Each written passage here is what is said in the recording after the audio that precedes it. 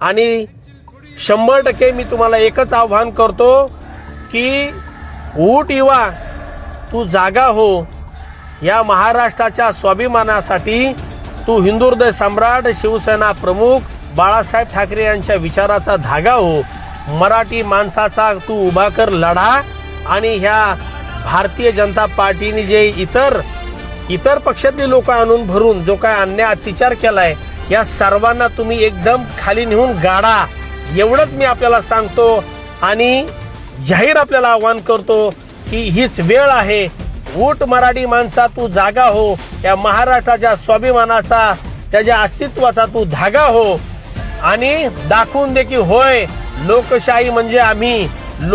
लोकांसाठी चालवलेली जी चळवळ आहे, ती चळवळ उभी करण्याची ही संधी तुम्हाला मिळते.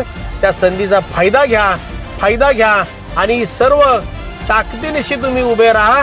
आणि जास्तीत जास्त तुम्हाला जर हे तिकीट देऊ शकत नसतील तर तुम्ही यांचे विचार आता कुठेही सांगण्याचा प्रयत्न करू नका.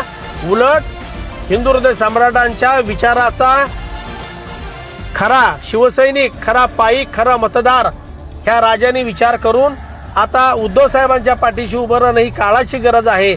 शेवटी मराठी माणूस आणि महाराष्ट्र याची जाण आणि भान आणि अभिमान असलेला एकमेव पक्ष म्हणजे शिवसेना उद्धव बाळासाहेब ठाकरे पक्ष हा एकमेव पक्ष आहे ह्या महाराष्ट्रामध्ये. परंतु तुमच्यामध्ये लाभार्थी म्हणून तुम्ही गेलात. तुम्हाला गुलामाची त्यांनी बरोबर लोकशाही दाखवून दिली, परंतु ह्या गुलामांनी तुम्हाला जुलमी करून टाकलं, तुमच्यावरती जुलूम केले, अत्याचार केले. आता तरी तुम्ही जागे झाला पाहिजेत आणि तुम्ही मूळ शिवसेना उद्धव बाळासाहेब ठाकरे यांच्या पाठीशी ठामपणे उभं राहिलं पाहिजे.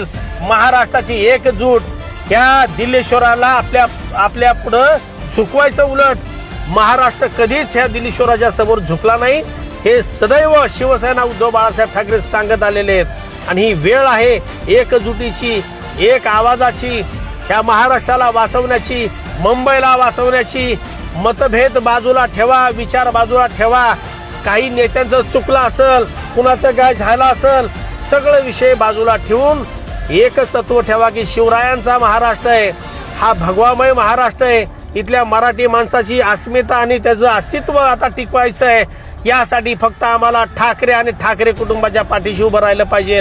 कारण ठाकरे कुटुंब हे कुणाला बैमान होऊ शकत नाही. ठाकरे कुटुंब कुणाला मॅनेज होऊ शकत नाही. ठाकरे कुटुंब ह्या भिकारचोट दिल्लीश्वरांच्या पुढे तर कधीच झुकणार नाही. हा संकल्प तुम्ही आज मनात घ्या.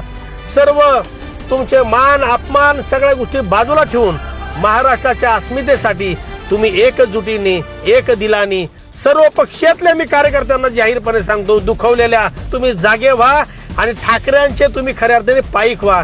जय हिंद, जय महाराष्ट्र, जय लोकशाही, जय लोकशाही.